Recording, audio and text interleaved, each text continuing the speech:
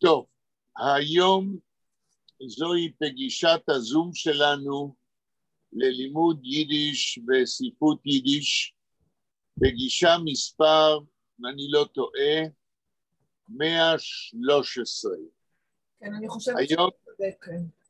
היום זה 14 ביולי 2021, ועד כמה שאני מבין, אנחנו מתקרבים לסיום הפרודיה של דרטונקלר על ביאליק, אבל לפני שניכנס לסיים את השורות האחרונות של הפרודיה מסה תיאטר של דרטונקלר, אני רוצה להגיד כמה מילים על הטקסט הבא ששלחתי לכולכם, טובה עזרה לי לשלוח לכולכם,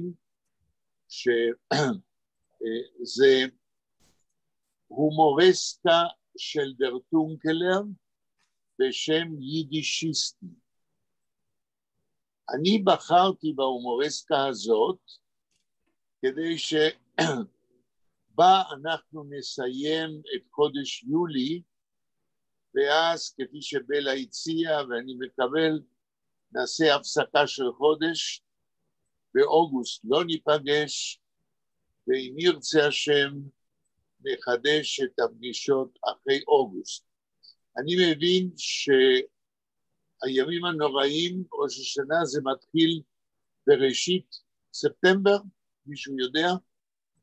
אני תכף אסתכל, יש לי כאן את היומן. נדמה לי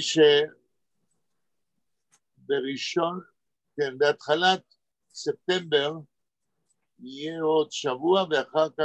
ערב ראש השנה הוא ב6 בספטמבר. ב6. והראשון בספטמבר זה מה? יום רביעי. זהו. אז בראשון בספטמבר נחדש את הפגישה, ואז נחליט מה עושים על פי לוח החגים, כדי לא להיכנס ביום כיפור, ראש השנה ודברים כאלה. טוב, אז לפני שאנחנו מגיעים לסיים את דרטונקלר, אני רוצה להגיד כמה מילים על יידישיסטים של דרטונקלר.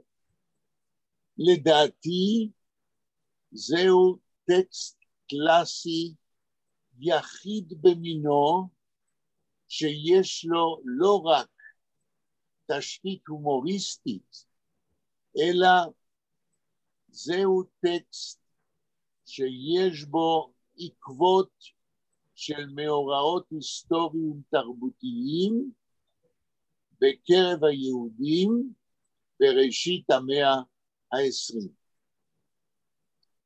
תראו, לפני כ-25 שנים ויותר, היה כנס באוניברסיטת תל אביב על יידיש.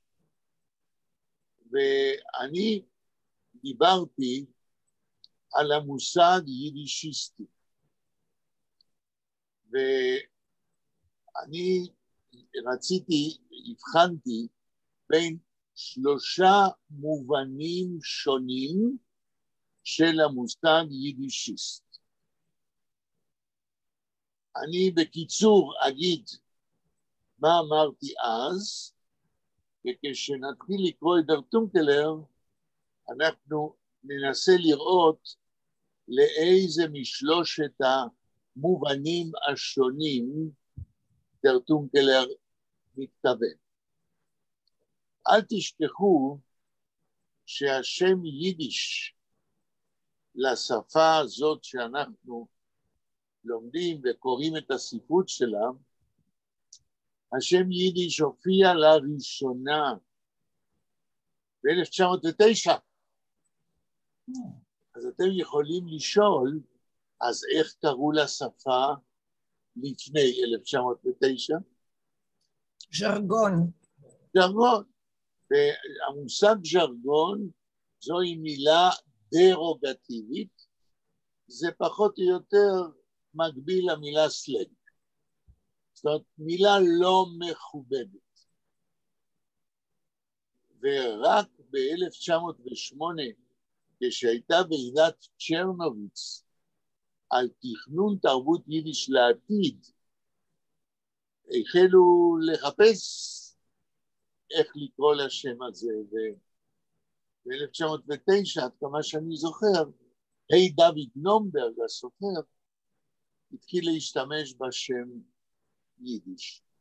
ומאז, כל אלה שעסקו ביידיש מפרספקטיבות שונות, נקראו יידישיסט. אבל המושג הזה הוא לא חד משמעי. ובאותו כנס באוניברסיטת תל אביב, אולי זה היה בראשית שנות ה-90, אני ניסיתי להבחין בשלוש הגדרות שונות, שלפעמים ההגדרות האלה משתלבות, ולפעמים יידישיסט שייך רק לאחת מהן. המובן הראשון של המילה יידישיסט, שזה מושג אולי יותר עממי עד היום, זה אדם שאוהב יידיש, כן? וזה אפשרות אחת להבין את המושג יידישיסט. מושג שני, זה אלה, והם פחותים אבל קיימים, אלה אני קורא לה הקיצוניים, שעושים מיידיש אידיאולוגיה, שרואים את תרבות היהודים דרך המשקפיים של תרבות יידיש בלבד. אתם תגידו איך ייתכן דבר כזה? מה, אין תנ"ך, אין עברית? נכון. הבונד למשל, הם היו יידישיסטים מהמובן הזה. ואני פעם סיפרתי לכם, שכשבאה פעם לחוג ליידיש באוניברסיטה שלנו, העברית, תלמידה מניו יורק, שחונכה בבונד, היא ידעה יידיש נהדר, חוץ ממילים מן הקומפוננט העברי.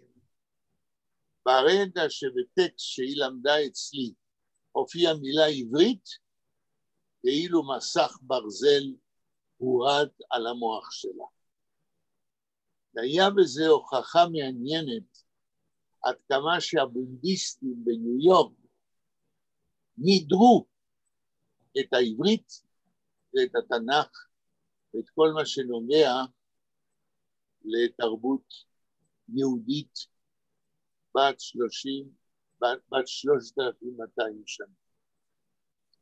אז זה המובן השני, אידיאולוגים, צרי אופק, אין לי מילה אחרת לכנות אותם, וביניהם בלי להגיד שמות יש כאלה גם בירושלים, שאפילו בלי להגיד שמות, הייתה לי פעם אסיסטנטית כזאת, וברגע שהיא שמעה שאני רוצה להעסיק אותה ביחד עם מחקר שכולל עברית, היא אמרה, אם אתה עוסק בעברית, אני מתפטרת. אמרתי לה, ביי ביי. המובן השלישי במושג יידישיסט, זהו האדם המקצועי באקדמיה, שחוקר ומתמחה בעיקר בלינגוויסטיקה ביידיש. ויש כאלה לא רבים, אבל יש, והם לאו דווקא מחוברים לתרבות היהודית מבפנים או מבחוץ, אבל המקצוע שלהם זה לינגוויסטיקה, יידיש כחלק מהלינגוויסטיקה, מהלימוד הלינגוויסטי. עכשיו, אפשר לשאול את השאלה, מה אנחנו בזום? כבר שנה ו... אנה נכנסה. היי, שלום. שלום אנה. שלום. אז השאלה היא, מה אנחנו עושים בזום? האם אנחנו יידישיסטים סוג א', סוג ב', סוג ג', או הכל ביחד? מה אתה אומר, יאיר?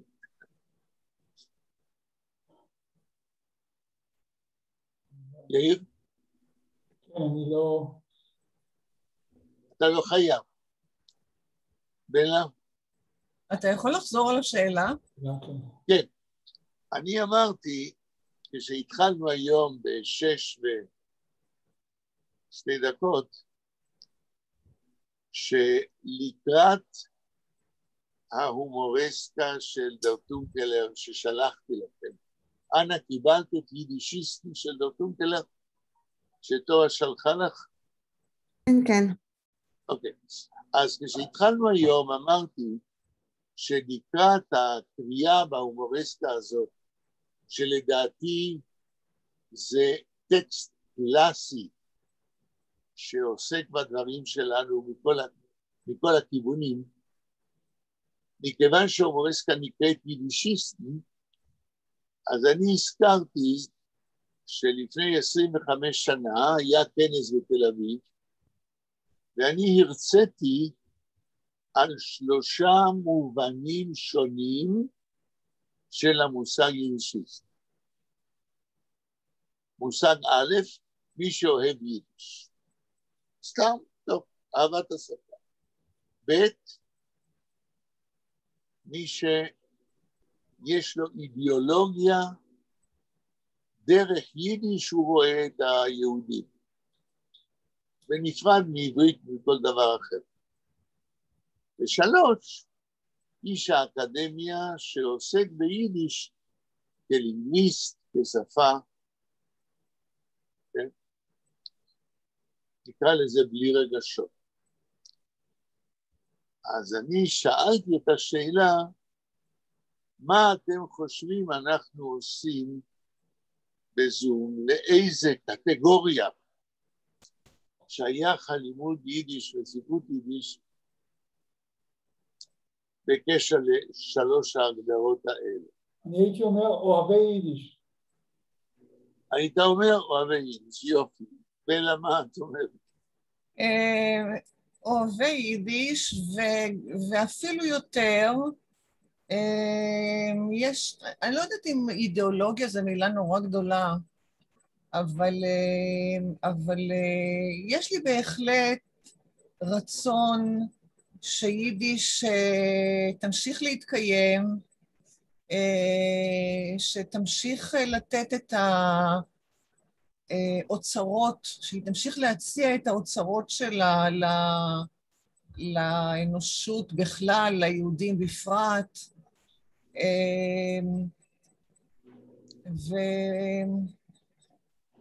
בסדר. פחות או יותר לכיוון הזה, כן. בלה, לא הייתי מפחד לקרוא לזה אידיאולוגיה, אבל הייתי אומר אידיאולוגיה המשלבת את יידיש בתוך תולדות תרבות ישראל. כן? שהבודהיסטים לא ראו את זה כך. כן. אוקיי. אנה, האם הבנת את השאלה? אני ראיתי שבלה מטפל באנגלית, שאל שאני יכולה... אוקיי. בלה, את יכולה בקיצור להגיד לאנה ולהגיד את השאלה. באנגלית. Yechiel is asking, how do we see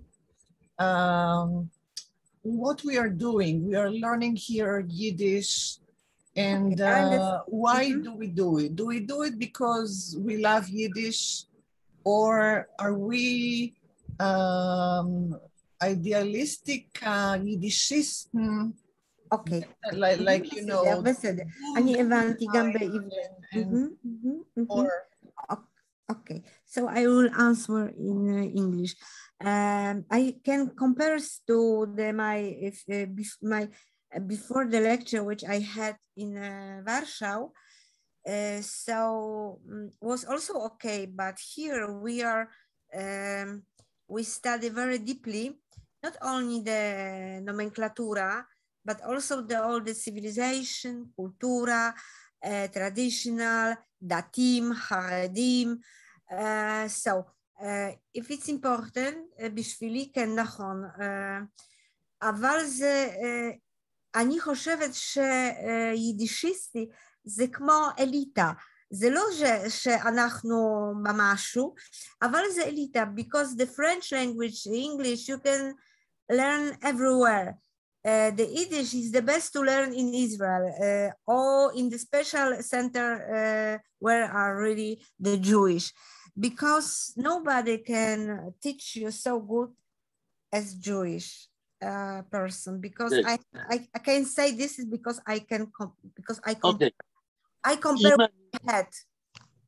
כן, אם אני מתרגם מה שאנה אומרת כתשובה לשאלה שלי, בעצם אנה אומרת שמה שאנחנו עושים, אני מקווה שאני הבנתי נכון, מה שאנחנו עושים, אנחנו משלבים את שלוש ההגדרות של יידישיסטים שאמרתי קודם. מצד אחד אנחנו אוהבים את השפה, זה עניין של רגש, מצד שני אנחנו לומדים את זה על רמה אקדמית מסוימת, זאת אומרת, מנסים להיות אובייקטיביים ולשלב את זה עם ידע במדעי יהדות, ומצד שלישי, כיוון שאנחנו אוהבים את השפה וחוקרים אותה בצורה יסודית, אנחנו גם רוצים שהיא תישאר כאיזה נכס לעתיד בתוך התרבות של היהודים. כן. יפה, אני מודה לכם. עכשיו, כל המבוא הזה שדיברתי, זה רק כדי שכאשר נקרא את דר טונקלר, אנחנו ננסה לראות לאיזה יידישיסטים דר טונקלר התכוון. כי ההומוריסטה הזאת, הוא פרסם אותה, אם אני לא טועה, אם אני זוכר, בסוף מלחמת העולם הראשונה. ב-1918, אז עוד לא היו אקדמיות שלומדים יידיש, כן? ואז הוא כתב את זה מכיוון שהוא רצה לתאר, to describe, מגמה תרבותית בדור הצעיר בראשית המאה ה-10.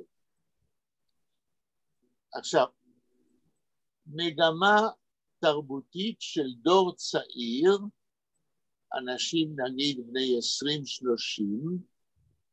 שפתאום גילו שיידיש יש לו חשיבות כתרבות יהודית, דברים שקודם הם לא ידעו. עכשיו, דר טונקלר לא היה הראשון שהבחין בזה, שראה את זה. 8 שנים קודם, ב-1910, הראשון שכתב על התנועה הזאת, הרטרו של צעירים החוזרים לשורשים, ורואים ביידיש נכס תרבותי, אתם יודעים מי זה היה? י' למד פרץ. אין לנו זמן ואפשרות להתפשט, אבל י' למד פרץ ב-1910 כתב מאמר בדיוק על העניין הזה, איך שצעירים מגלים את יידיש, והופכים את זה למוקד, למרכז של התעניינות שתורם לזהות היהודית שלהם. אבל דר טונקלר, שהיה הומוריסט, אז הוא עושה מהטרנד הזה, מהמגמה הזאת, בראשית המאה ה-20, הומוריסטה עם רקע היסטורי אמיתי. כשנקרא את זה נראה שיש שם, הוא לא המציא שום דבר, הוא מתאר דברים שהיו כבר קיימים בראשית המאה ה-20. טוב, אנחנו מתחילים לסיים את המסע תיאטר של דרטוקל. מי זוכר איפה יצא? אוקיי, אז תנו לי רגע, אני אעלה את זה. כן. נשאר עוד בית אחד, בית אחרון. עמוד ושורה. עמוד 90, מהשורה הראשונה. עמוד 90, שורה ראשונה? כן. אוקיי, בלה, בבקשה. Oh, weh zu sei, die Balegules, sie haben sich zerbitten Rolles, und Gott hat mir gesagt, azoi, du geh in Mark und kauf ein Ei. Ein Ei. Ein Ei. Und seh, die Ei soll sein nicht frisch, und schmeiß ihr auf der Biene Schieß. Und gib a Pfeif und sog dabei, stark hoch, als alle sollen hören, als so sollst du zerbrochen werden. וזהו גומר? כן.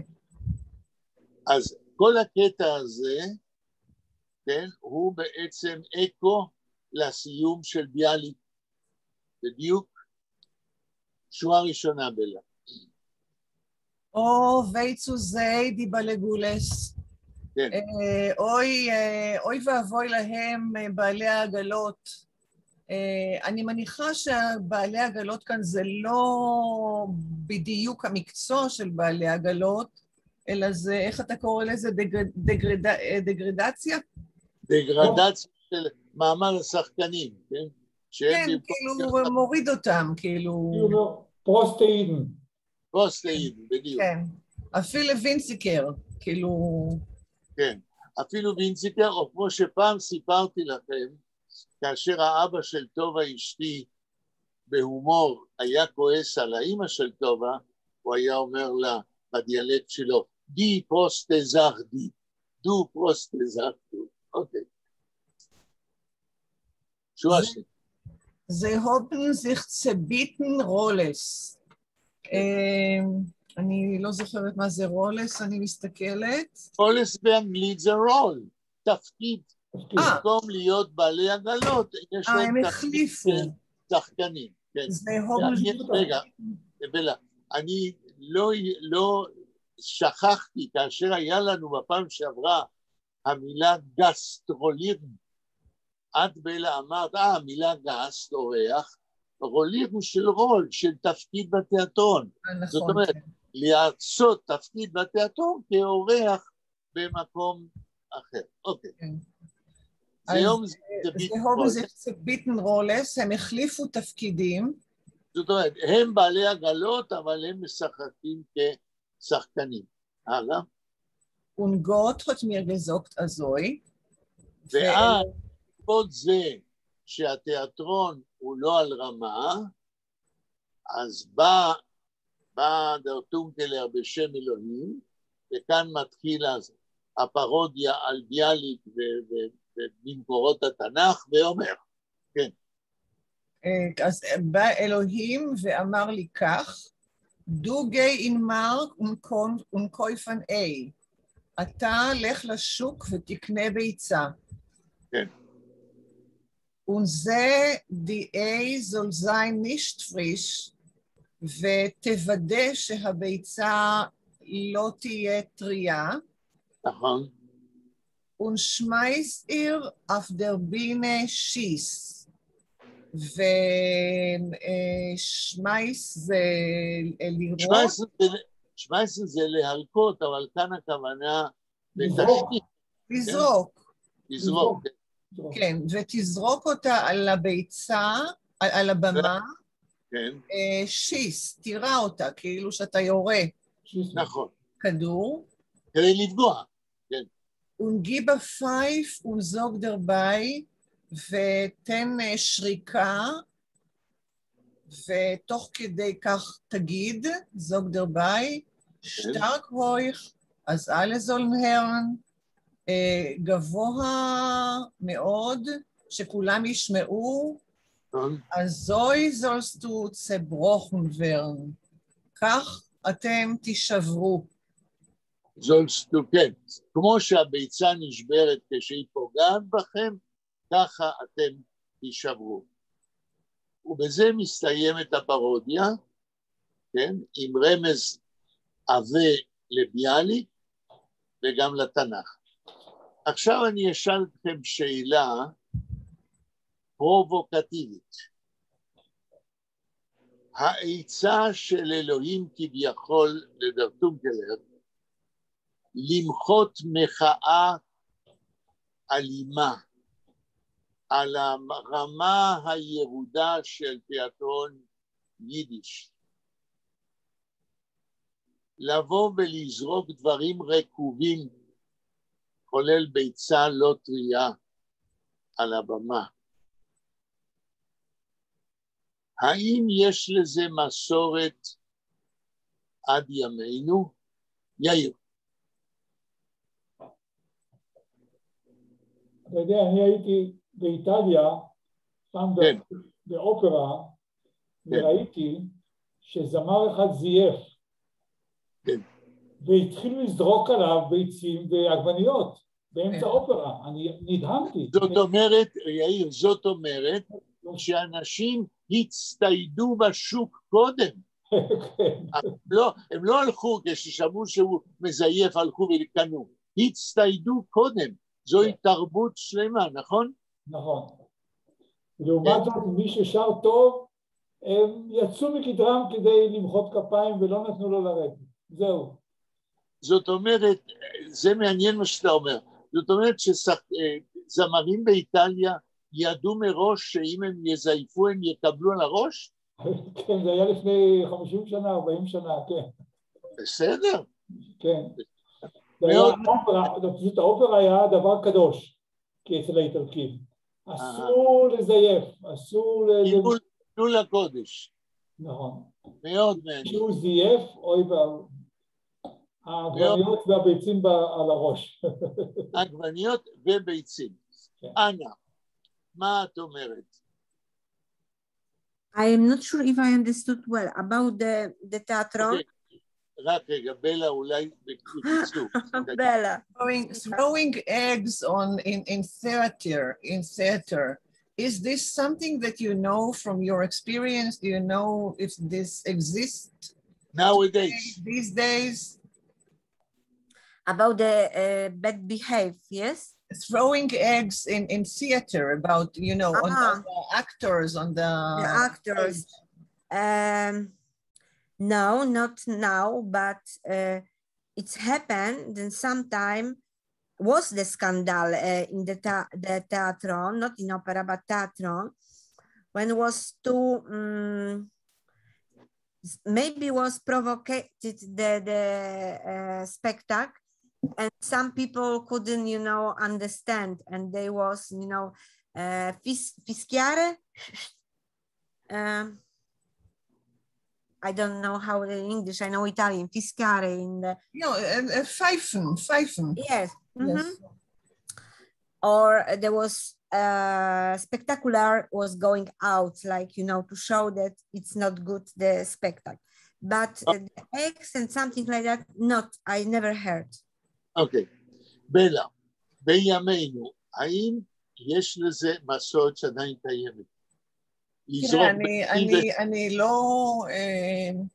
אני לא כל כך בענייני תיאטרון ומופעים וכן הלאה, אבל זה לא זר לי, כאילו, בכלל לזרוק ביצים אני יודעת, כהתרסה, כמחאה, זלזול מופגן, אני יודעת מה, כשהייתי מורה בבית ספר, אז אחד מהתחביבים של תלמידים היה לפעמים להביא ביצים ולזרוק, אני יודעת מה, על תלמידים אחרים, על מורים, בחדר המורים, כל מיני כאלה. אוקיי. אני שאלתי את השאלה לא סתם, התשובה שלי היא, אני מקשר את מה שדרטונגלר אומר, אני מקשר את זה עם הייסוד של החוג ליידיש באוניברסיטה העברית. אולי סיפרתי לכם פעם, אולי לא, אני לא זוכר. אבל אני רוצה לספר לכם על שתי אקטים של מחאה נגד יידיש באוניברסיטה העברית. המחאה הראשונה נגד ייסוד לימודי יידיש באוניברסיטה העברית הייתה כאשר התחילו לדבר על זה,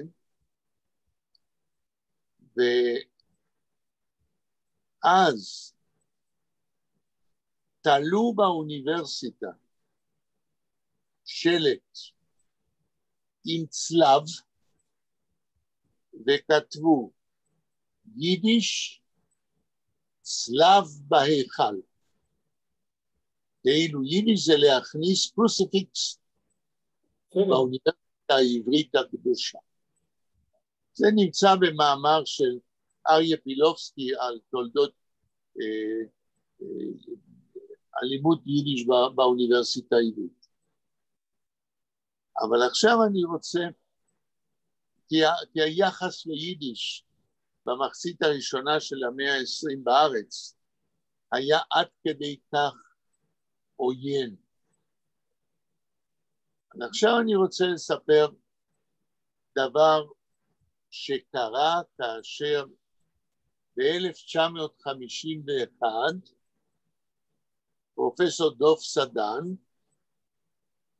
נאם את הנאום הראשון שלו כראש הקתדרה ליידיש באוניברסיטה העברית.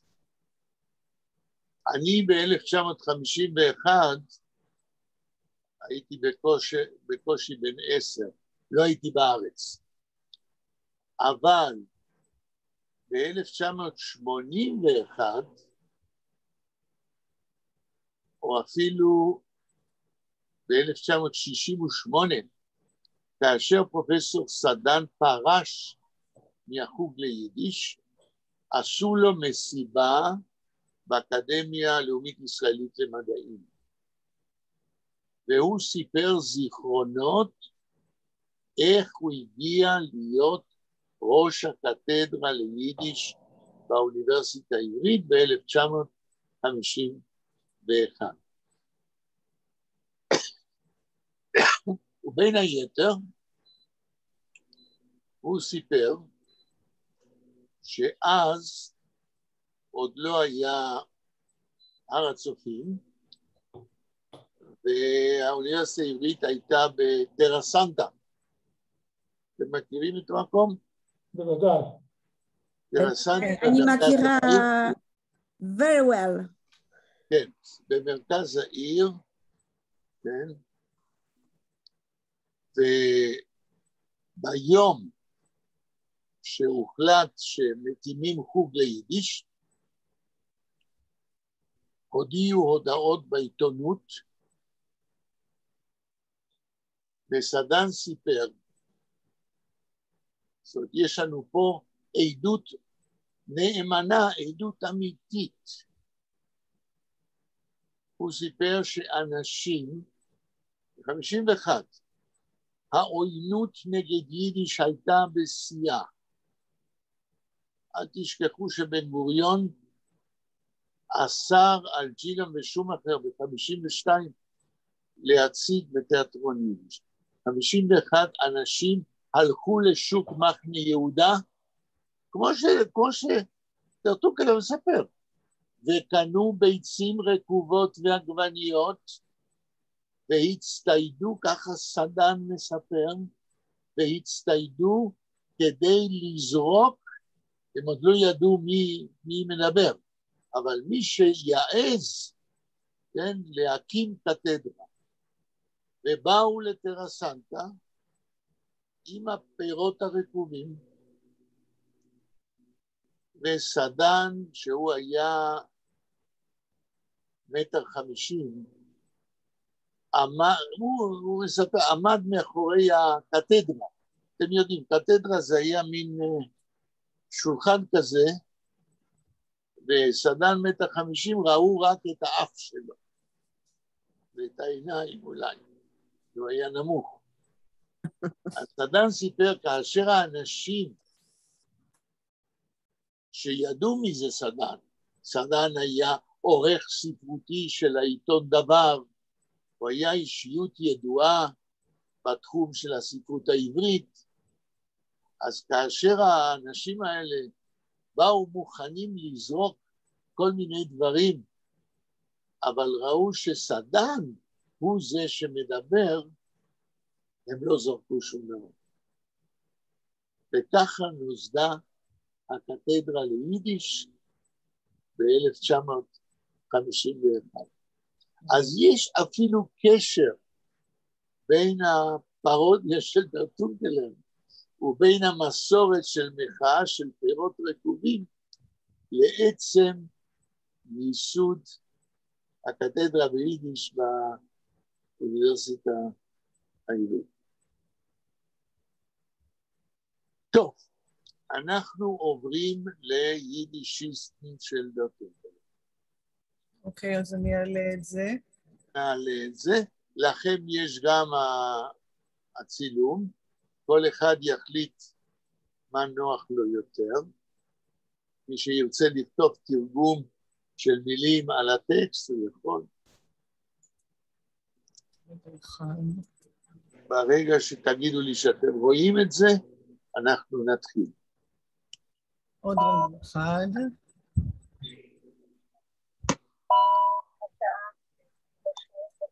מה אתה אומר, יאיר? אני לא אמרתי כלום. אוקיי. מישהו אמר משהו. אני לא, אמרתי... לא, גם אני לא, אבל זה, אני לא.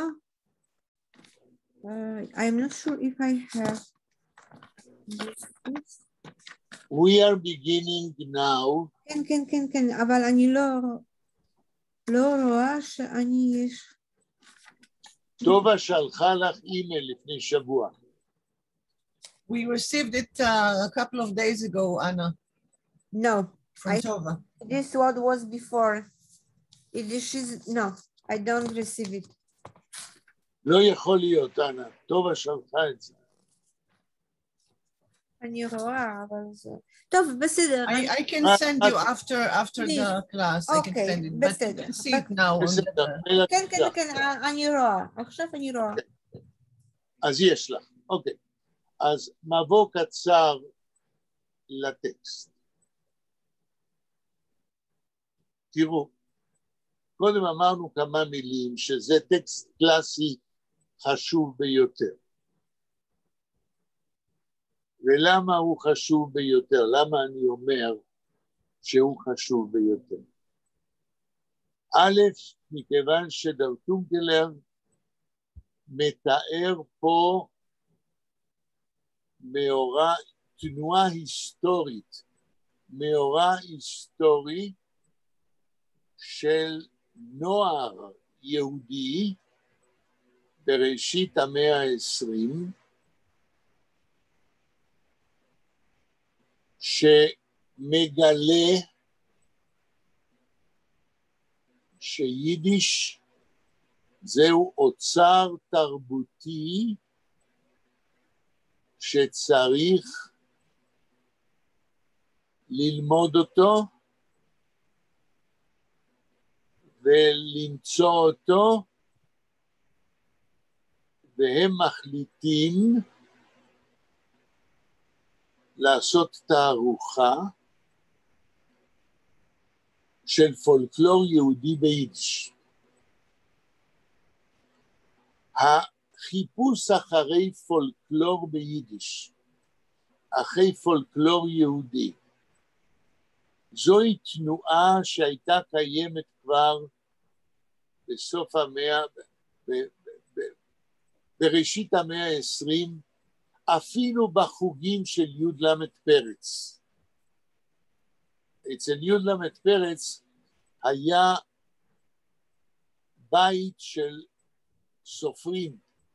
כל סופרי יידיש היו באים לבית של י"ל פרץ בוורשה, ברחוב צגלנה מספר 1.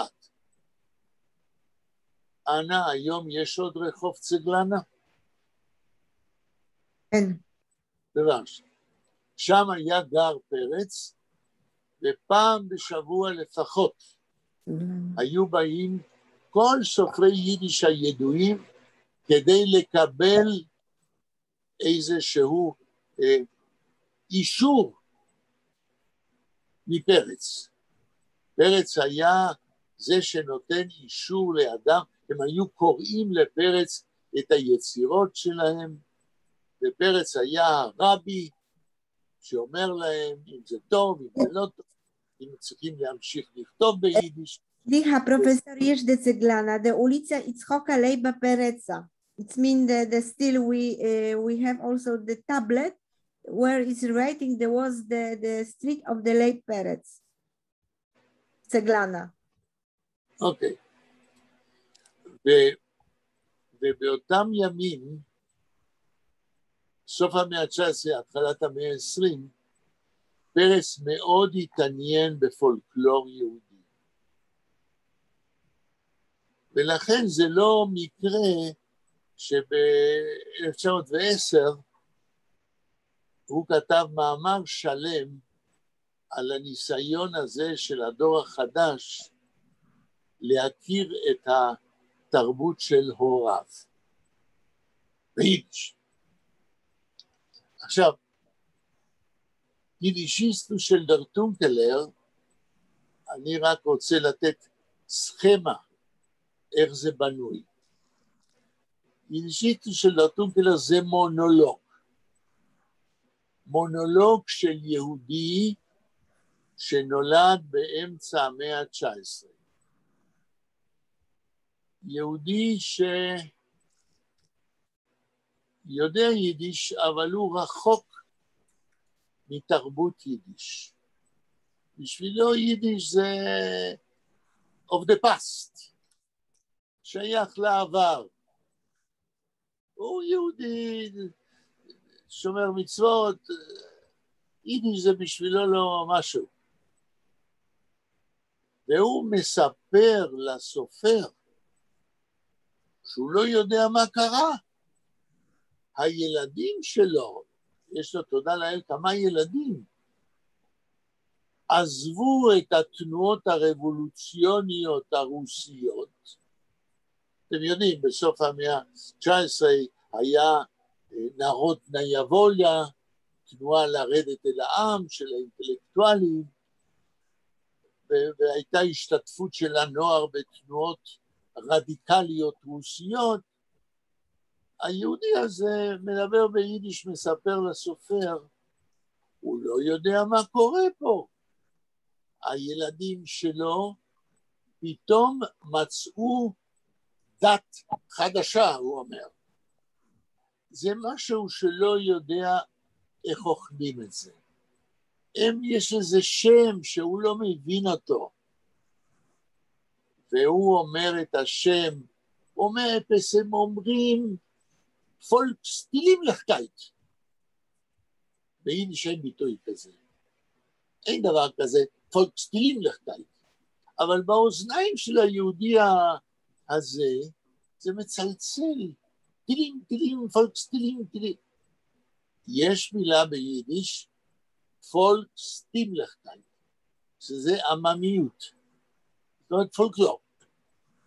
אז הוא מספר לסופר מה הבנים והבת שלו עושים עם הפולקסטילינגליכקייט הזה. ותוך כדי שהוא מספר, הוא מגולל מה קורה אצל הדור הצעיר בראשית המאה ה-20, שחוזר ליידיש ומוצא בה אוצר גדול. יאיר, כן. תתחיל פסקה ראשונה שלמה, רק פסקה. Wie geht es mit mein Semester? Semeistvo. Semeistvo. Nicht zu versündigen, es droht sich, heint geht bei uns eine neue Sidra, Yiddishism. Was ist das für eine neue Neemana Aza? Neemone. Neemone Aza? Weiß ich nicht. Sagt man, als das ist kiemat dasselbe, was Jüdischkeit noch mehr von Jüdischkeit mit der Smitschik und man verteidigt es mir mit kol arlei משונה modne Wörter, allebei soll es sein zu Gott. עד פה. שורה ראשונה.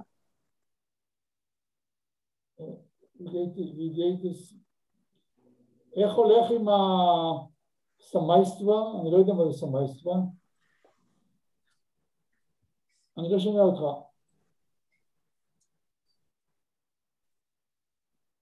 הלו? יחיאל, לא שומעים אותך. עכשיו. כן, לא דיברתי, כי היה רעש, כן. סמייסטוו, מילה רוסית. אני לא יודע מה זה סמייסטוו. יאיר, מה אתה אומר? אני לא יודע מה זה סמייסטוו. אז זה מה שאני מנסה להסביר. כן. סמייסטוו זו מילה רוסית. כן? והכוונה היא מה שאנחנו אומרים בסלנג ערבי בארץ, ג'מאע. כל בני המשפחה שחיים ביחד. הלאה. Nicht zu versündigen, es droht sich. לא, בלי versündigen זה להאשים. לא. קודם כל, זהו מונולוג. אז זה מתחיל ישר עם הדברים של אותו יהודי שנולד באמצע המאה ה-19. כנראה שדרטונקלר שאל אותו, איך הולך לך עם המשפחה? אז היהודי אומר, נישט צו פרזינדיגן. אין לחטוא ולהגיד משהו לא טוב. זאת אומרת, לא רע, אס דרודלט זיך. איך אתה מנחם? מה? מה זה אס דרודלט? לא יודע. מי יכול לעזור? הפועל הוא זיך דרודלן? כן. אז אני אחפש. לא, אל תחפשי, לא תמצאי. אוקיי. מכיוון שזאת לא מילה ביידיש, זה יותר מין ביטוי, הייתי אומר, פולקלורי, עממי, תחפשי, אני לא חושב תחפשי דרודלן, בסדר, לא חושב שתמצאי. אוקיי.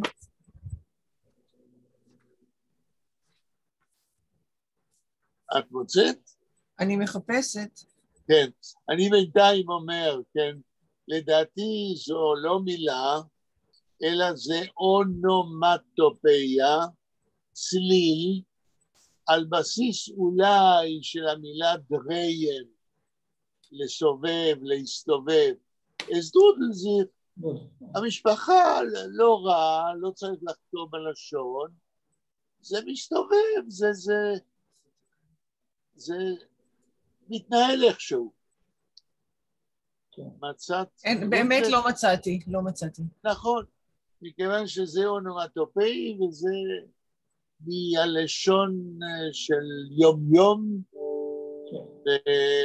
ויותר צליל מאשר מילה. הוא אומר, היום, אין גית בהוא זנאי סדרה, היום הולכת בינינו סיפור חדש שנקרא יידישיזם. תגיד עוד פעם ביידיש. אין גית בהוא זנאי סדרה יידישיזם. עוד פעם לתרגום. בימינו, אין מסתובב בינינו כאילו דבר חדש, סדרה חדשה, סיפור חדש. למה יש במילה סדרה? סדרה זה סדרה. סדרה, נכון. למה הוא משתמש במילה סדרה? כאילו דת, כי... אולי מהמילה סידור? לא סידור, אלא פרשה בתורה. איך שבלה אומרת, משהו מקודש, כאילו דת, כן? ולכן זוהי סדרה, הסדר, הנאי סדרה. הוא לא שמע עד ימיו שאנשים, הבנים שלו, מקדישים כל כך הרבה מאמץ ומאמינים בדבר הזה. שורה הבאה, יאיר. הוא אומר, מה זה? Was ist das für eine neue נאמונה. נאמונה. das für eine נאמונה. נאמונה. מה זה פתאום הדבר החדש הזה, הנאמונה? מה זה נאמונה? נאמנות? לא נאמנות, אלא מלשון אמונה. כמו שהוא מדרש משהו מקודש, אז הוא אומר, אני לא מבין, מה זה האמונה החדשה הזאת, כן? שורה הבאה. אני לא יודע, וייסכניש, זוגן זוגטמן, תגידו לי. לא, לא. זוגן זוגטמן, התרגום צריך לדייק. אוקיי, סליחה, זוגן זוגטמן, אומרים. נכון. אומרים, אז דוס זה כמעט, דוס זלבה, זה כמעט אותו דבר. כמו מה? ווס יידישקייט, noch mehr von עוד, רגע, דוס ist כמעט דוס זלבה ווס יידישקייט. זה כמעט אותו דבר, כמו יהדות. כמו יהדות, יידישקייט, ודאי. noch mehr von יידישקייט, עוד פעם יידישקייט. לא עוד פעם, תדייק. noch mehr, עוד תוספת, עוד יותר. זה יותר מיהדות. יהדות, יידישקייט מיטה סמיצ'יק. יהדות עם סמיצ'יק. שני דברים, אחד זה יכול להיות גיחוך אולי, אבל סמיצ'יק זה מה שאנחנו אומרים אביזר כזה, עם תוספת. קשה לי לתרגם את זה. מה זה המובן הראשון שאמרת? אולי חיוך, גיחוך, משהו כזה. לא, זה לא שמחי, אבל השני זה נכון, מתשמיצ'יק עם תוספת. כשאני אומר סמיצ'יק, אני אומר שאולי... רגע. כאילו יש איזה אביזר כזה, איזה... לא, זה לא אביזר, נשמע את ההמשך. תוספת זה דבר אחד, וסמיצ'יק... רגע, אני יכול לגמור לתרגם. חוץ מתוספת, המילה סמיצ'יק, אם אני לא טועה, זה הקשת של הכינור. כשאתה אומר אביזר, זאת הכוונה. סמיצ'ק, הכינור הוא, מה ענה? סמיצ'ק. זה כמו עם ויולין. הקשת, מה שמחזיקים ביד ימין. כן. עכשיו, האם בלה במילון שלך סמיצ'יק זה קשת של כינור? כן, אני בדיוק בודקת את זה, כתוב בואו. לא רק של כינור, אלא של כלי מיתר. נכון.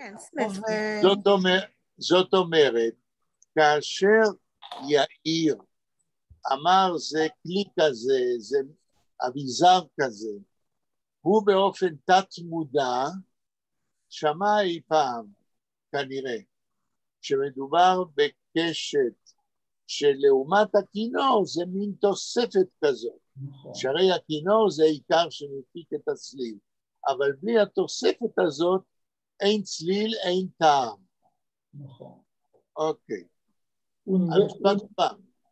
Und mehr verteidigt und man verteidigt es mir mit כל ערלי משונה מודנה ורטר, הלוואי soll es sein zu guten. ומשתפים את זה? לא, מה זה פרטייצ'ן? פרטייץ' זה כאילו מבלבלים את זה עם משהו. כאילו... לא. בלה? אה, נוטייצ'ן? לתרגם או... לתרגם, בדיוק. אז אומר היהודי הזה, כן, שמדבר כנראה עם פרץ, אומר זה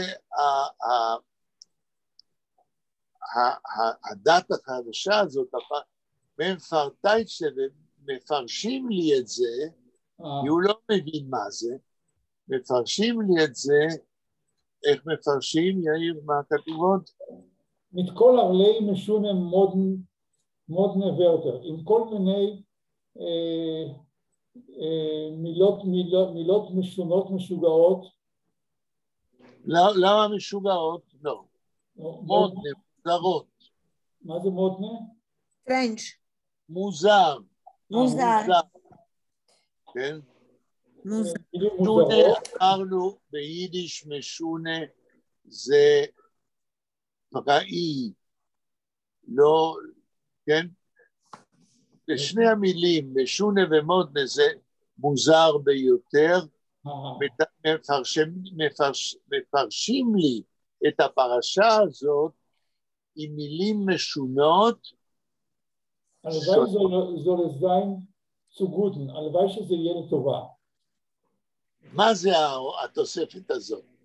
הלוואי שזה לא יהיה לרעה, זאת אומרת שזה לא יהיה דברים רעים, לפחות שזה יהיה דברים טובים. נכון.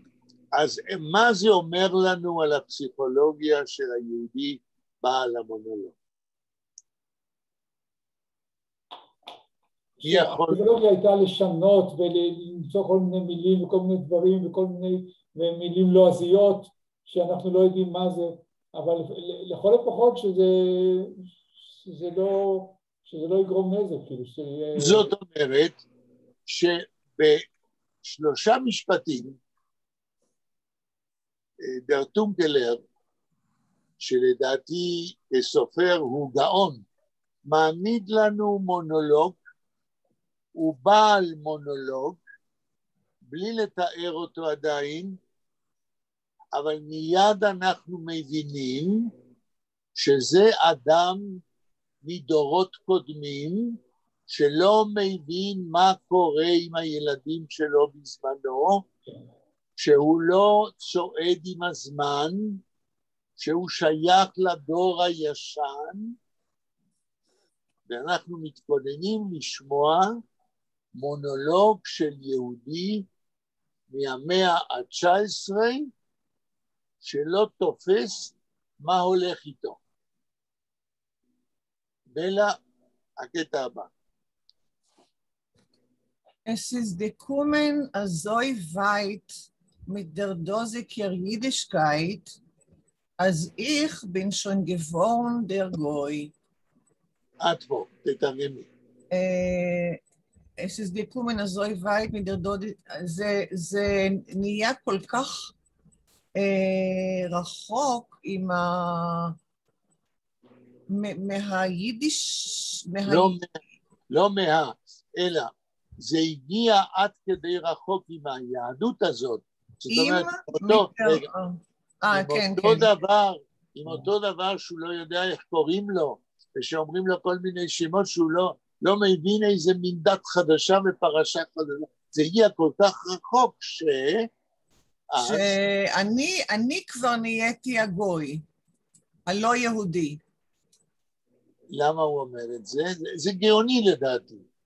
כי זה מצייר אותו מבחינת הפסיכה שלו. מה הוא רוצה להגיד בזה? הרי הוא עוד לא יודע מה זה, הוא כבר רואה את עצמו כגוי. אני לא יודעת מה זה אומר מבחינה נפשית, כאילו שהיהדות, שמה שקורה עכשיו זה יותר יהדות מאשר היהדות שלו? לא, אני אומר ככה, היהדות כל כך... רגע, קודם אני עונה לבלה, אנחנו משוחחים. אני חושב שאת נוגעת בנקודה, אבל צריך להגיד את זה יותר חריף. יאיר, מה אתה אומר?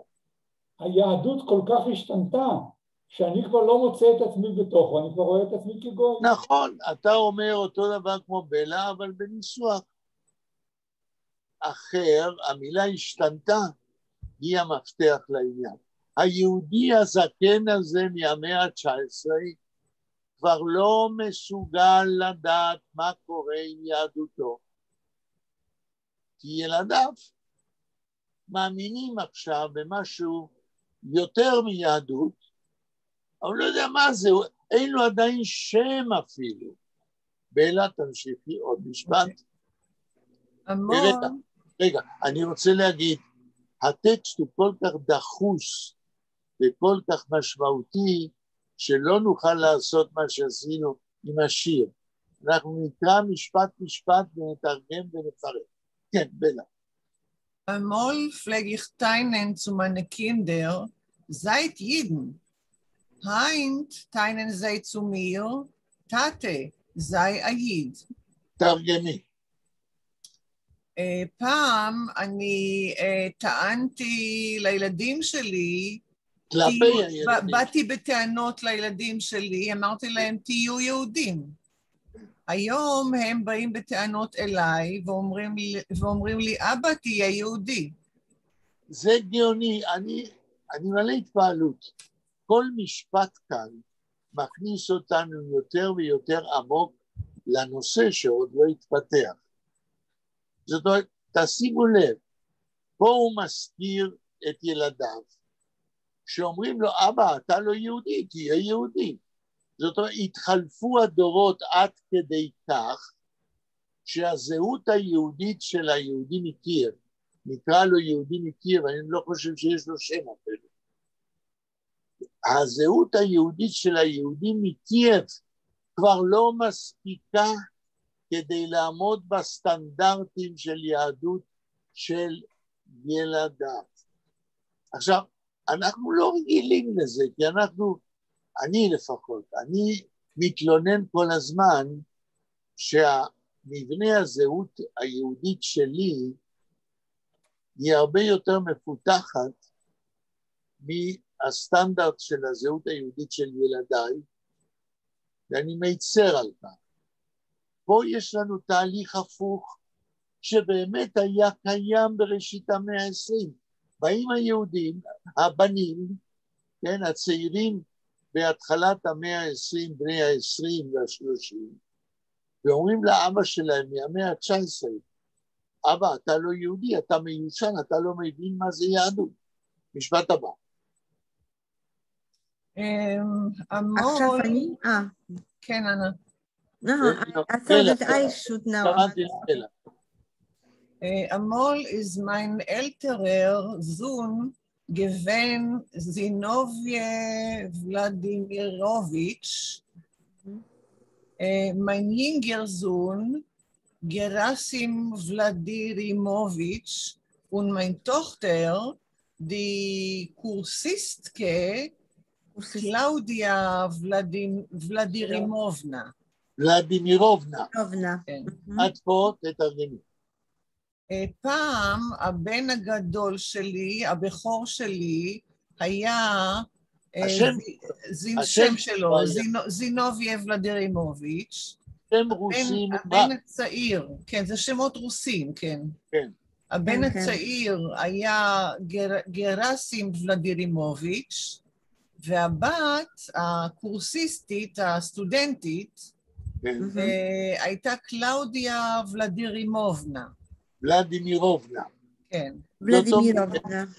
מה שהיהודי הזה אומר, שבמאה ה-19 הילדים שלו היו מתבוללים, הם שינו או נקראו בשמות רוסיים, הבת הלכה ללמוד לימודים כלליים, ואולי השתייכו, זה אני מוסיף, לאיזה תנועות מהפכניות רוסיות. בלה, המשפט הבא. Ich bin, heißt es, gewesen der ולדימיר. אני הייתי, זאת אומרת, אני הייתי ולדימיר. זאת אומרת, כי הם נקראו על שמי. ולדימירוביץ', כן. רגע, משפט הבא. gefällt euch etwas ולדימיר? תרגום. מוצא חן בעיניכם משהו כמו ולדימיר? איך את מבינה את המילים האלה של היהודי איך אמרנו, היהודי הרוסי? הוא שואל אותם אם מוצא חן בעיניכם השם הרוסי שלי. כן, אבל מה זה אומר על הפסיכה שלו? מה זה אומר על מה? על הפסיכה שלו, על נפשו כיהודי. הוא ככה לא לגמרי סגור על מה הוא בעצם. בדיוק. כן. Warum ich, als ich nehme Rob das Hittel und bleib in Jarmolke, sehe ich das in Jarmolke. Jarmolke, sehe ich das Holz wie ein echter Christ. מפני שאני, אם אני מוריד את הכובע שלי, לא, כתוב ון, כאשר. אז יכנם, כאשר. אז יכנם ארוך, כאשר אני מוריד את הכובע שלי, ונשאר עם כיפה על הראש, אני נראה כמו נוצרי אמיתי, an echter Christ. מה אנחנו לומדים על הלבוש של היהודי הזה מקייב? הוא מקייב, אני חושב. שהוא מתלבש לבוש אירופאי, מן הסתם לא עם קפוטה, אלא עם ז'קט קצר. לא, זה לא נובע מהמשפט שקראת. מה נובע ישר מהמשפט שקראת? שהוא לובש, שהוא חובש מגבעת, שהוא חובש כובע מעל הכיפה. בדיוק. זאת אומרת, יש כאן איזו אינדיקציה, הייתי אומר, אינדיקציה תרבותית היסטורית, שיהודי מקייב, יליד אמצע המאה ה-19, שהוא יהודי, הוא יהודי טיפוסי רוסי, יש לו כיפה, אבל על הכיפה הוא לובש כובע, איך נקרא לזה? כובע שכולם לובשים. משפט הבא, בנה. אוקיי. Heint ruft anrufen, mein Sohn Zinovje, wird euch die Augen ausdrappen. Ausdrappen. תרגום.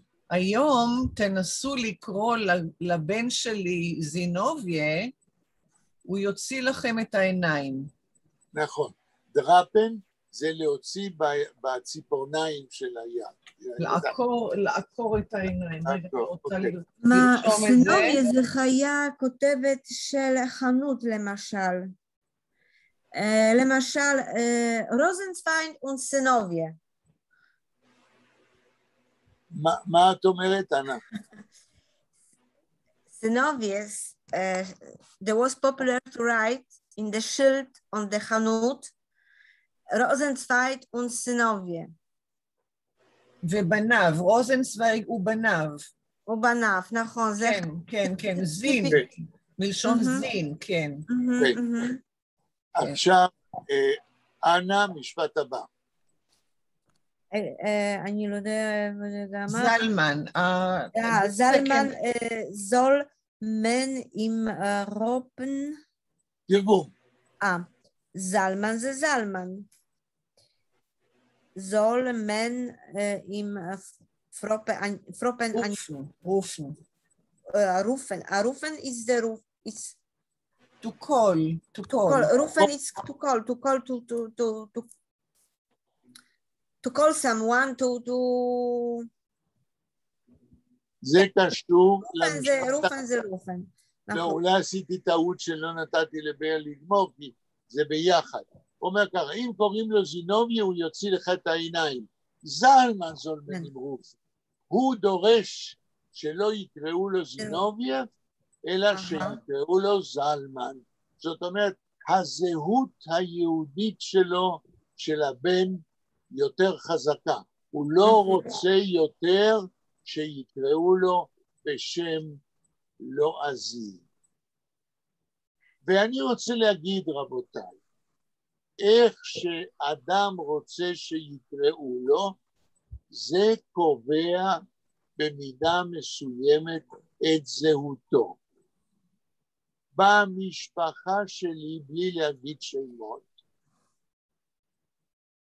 יש מישהי שהשם היהודי שלה, אולי כבר שכחה אותה. שם שלה זה מוניקה עד היום, אף על פי שהיא כבר מעבר לגיל 70. זה אומר משהו על הזהות. וכך הלאה. אנא, המשפט הבא. Und nicht nur Salman, nur Salman Todres. Todres. Hat sich... לא, עד פה. Aha. כיוון. ונישט נור. ונישט נור, not yet. לא, לא כתוב נוח, כתוב נור. נור. ונישט נור. ונישט נור. מי יכול לעזור? ולא רק. זאת אומרת, ולא רק תקראו לו זלמן. לא. זה לא מספיק. לא רק זלמן. לא מספיק, נור. נישט נור. תקראו לו זלמן תודרס. זאת אומרת, תיתנו לו שני שמות יהודיים, גם זלמן וגם שם שהוא לא רגיל אצל יהודים, אלא נדמה לי שהוא נמצא אולי במשנה או בגמרא, תודרוס. כן? שם עוד יותר ישן של העם היהודי.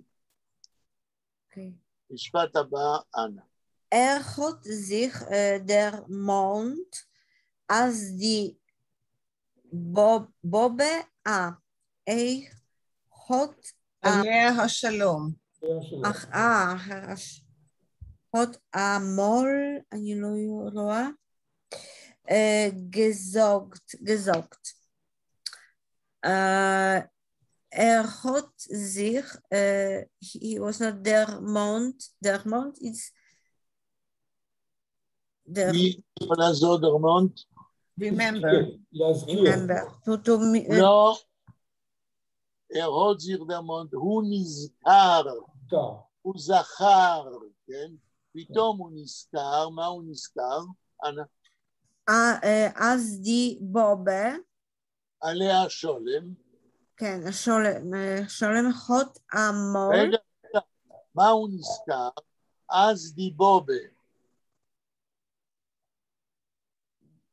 בובה זה grandmother. סבתא. סבתא, נכון, סבתא, grandmother. אז, הוא נזכר אז די סבתא. הוא נזכר שהסבתא, עליה השלום, זאת אומרת, היא כבר לא בחיים, כן, הלאה. חוט המול gesagt, חוט המול, there was not to ask, לא, to say, שהסבתא, to say, חוט gesagt, חוט המול גזוק, אמרה פעם, אמרה בעבר, מה היא אמרה פעם הסבתא? אז חוט נוח הנומן, תרגום, לא יש לו, חוט נוח הנומן, he had the name, לא, נוח, מה זה נוח? still, לא סטיל, סטיל אבל לא פה, נוח עוד שם נוסף, הסבתא אמרה של זלמן יש עוד שם. that he have still another name. not still. One He more has name. one more. name. Yeah. Noch. No, זה still. So, לא okay. still. He has another name. בנוסף לזלמן, קוראים לו בשם שני. זלמן טודוס. כן, לא, תקראי הלאה. noch al älter Seiden. נוח הנלטר זה, יש לו עוד שם, נוח הנלטר זה, אבא רבא שלו, יש לו עוד שם שני, שנתנו לו בנוסף לזלמן, על שם סבא רבא שלו, שכנראה קראו לו טודרס. כן. טודרס. Und mein גרסים, mein גרסים. רגע, לתרגם, מה זה און מיין גרסים? פה אנחנו היהודים, תשמעי מה שאני אומר, היהודי מקייב מוסיף ואומר עוד משהו, מיין גרסים, איך תתרגמי מיין גרסים?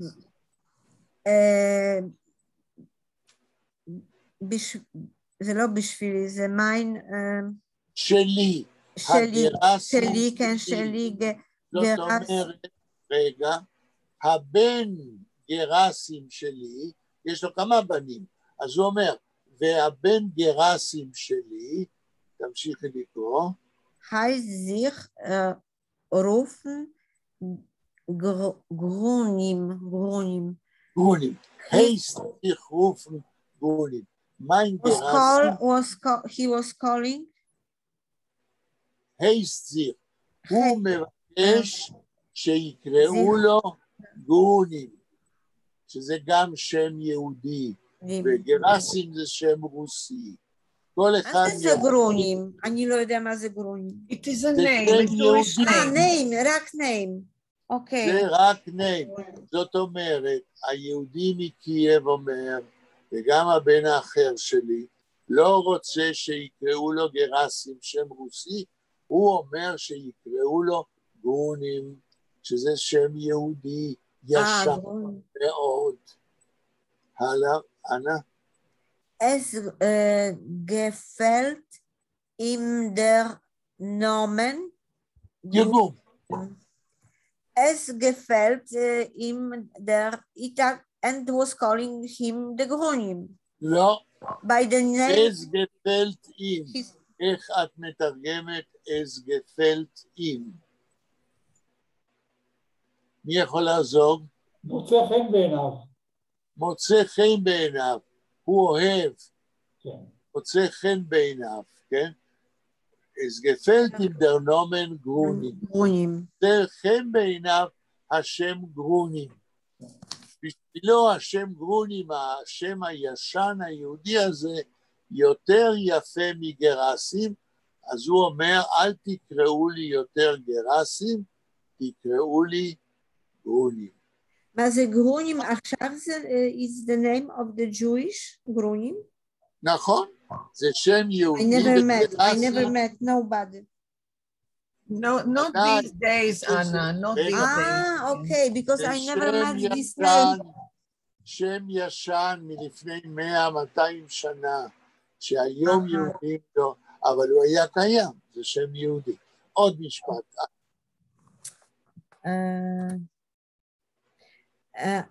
אמול is עזה. לא אמול, אמול.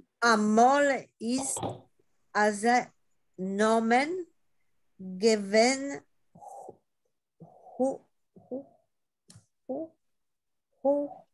חוכא ותלולה. תלולה, חוכא ותלולה, אני לא יודע מה זה חוכא ותלולה. לא חשוב, האם את יודעת אמול זזה נומן גוון? קודם את צריכה לדעת את ההתחלה של המשפט. נא לתרגם. אמול. אמול. לא אמול, אמול. אמול, אמול. מה זה אמול? אמול, it's בעברית, עוד פעם? לא. Once, once, okay. בעבר. תסלחו לי, רגע, צריך להיות יותר דידקטי. כאשר אנה אמרה once, היא צדקה. נוח עמול בהנה זה עוד פעם. עוד פעם, אבל נכון. פה לא מדברים על עוד פעם, פה אומרים עמול, זה כתוב במילה אחת. כן. It's mean one time, yes? אנה, תשמעי מה שאני אומר. כן. כאשר כותבים את המילה עמול, in one word, הכוונה היא בעבר, in the past. כאשר כותבים עמול בשתי מילים, עמול זה עוד פעם, נוח עמול. אז עמול בעבר, in the past, תתרגמי הלאה, עמול is given. עמול is azо nomen. תרגום. Amol, as we say, once in the past, Amol is Aza nomen. Is Aza in this name, Aza nomen. כן, שם כזה, is given. שם כזה. היה, is given. היה, גוון, חוקה ותלולה. אני לא יודע מה זה. היה שם שכולם צחקו עליו. כן? וזה נכון, השם גרונם לא היה שם של יום יום שנתנו ליהודים, וזה הפך לשם שעושים ממנו צחוק. חוכה ותלולה בעברית זה שעושים צחוק. משפט הבא, אנה. Heint ist es a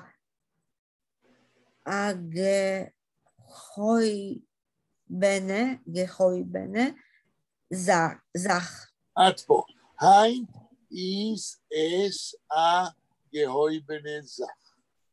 פעם צחקו מהשם, Heint ist es a gehoibene zach. זך, כן. תרגום. Heint is es. It's like the רגע, מה זה היינט? I see the place to live. לא היינט. מי עוזר? בימינו. היום. פעם היום. השם גונם היה שם חוק עליו. היינט, היום. היום is as a גהוי בני זך. גהוי בני, אני לא יודע מה זה גהוי בני. לא, אבל מה זה היינט איזס? Today is as, is like. מה זה איזס? Is as. מה זה איזס? Is as like it is. What is? השם גרונם is הגהוי בני זך. דבר חשוב, נעלה. נסגר, כן? לא נהוים לעלות. דבר נעלה, דבר חשוב. Today it is a very high prestige name, Anna. Okay, the high prestige, okay. Once it was a joke, but today is very serious. Yes. נכון. פה דר טונגלר מגלה ידיעה בשמות יהודיים. דר טונגלר הכיר לא מעט כל מיני דברים מהפולקלור היהודי. ולכן הוא יכול להרשות לעצמו לתת הסבר שנדמה לי שהוא נכון מאוד. בקומדיות יהודיות מהמאה ה-19 יכול להיות שהשם גרונם היה לצחוק. אבל גרונם היה שם לפני 200 שנה בתוך המקורות לגיטימי ביותר.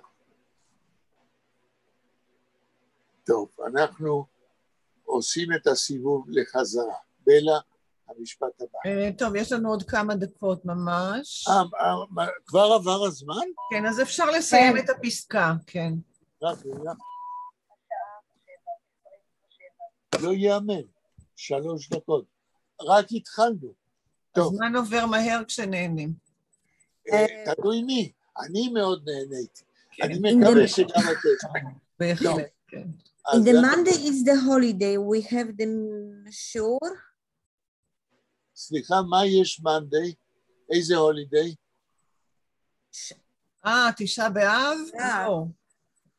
ב9 באב אנחנו, אם לא אכפת לכם, לומדים. בסדר. אוקיי. טוב, אז אני אסיים את הפסקה? כן. טוב. Es hoten sich, sagen sie, a klung azoinem. אנחנו מדברים על השם גרונם. נכון. יש בו, הם אומרים, איזה צליל כזה, שכזה. Se klingt mit etwas Azoins, wie rufen sie es, Volksstilimlichkeit. כן. זה מצלצל עם משהו... השם הזה מצלצל... השם גרונם מצלצל עם משהו כמו, כפי שהם אומרים, וירופן זה אס. לא, לא כפי שהם אומרים, אלא וירופן זה אס. איך הם קוראים לזה? הרי בשבילו זה המושג הוא מוזר. אז איך הם קוראים לזה? הוא בקושי נזכר. פולקסטילימליכקייט. משהו כמו של העם, של עממי, עממיות? לא. הוא שומע את המילה פולקסטילימליכקייט, והוא מזייף את המושג. מה שהוא שומע באמת זה פולקסטילימליכקייט, עממיות. אבל היהודי מקייב לא מסוגל לקלוט ולהבין את המילה.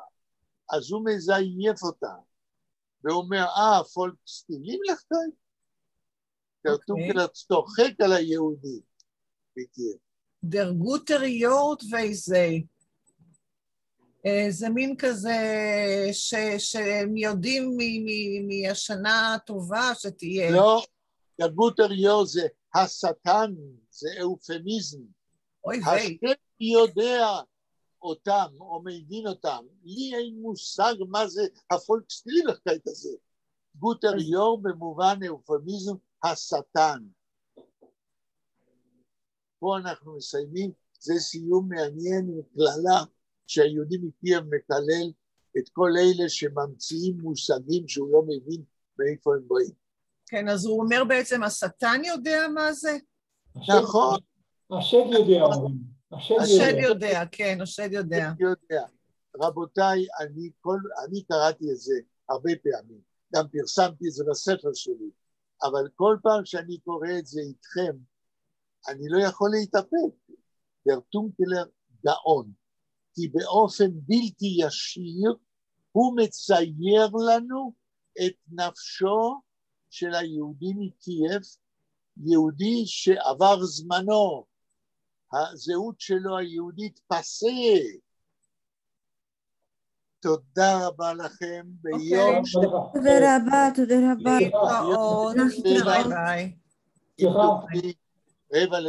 כדי לקשקש, להתראות. תודה. סליחה רגע.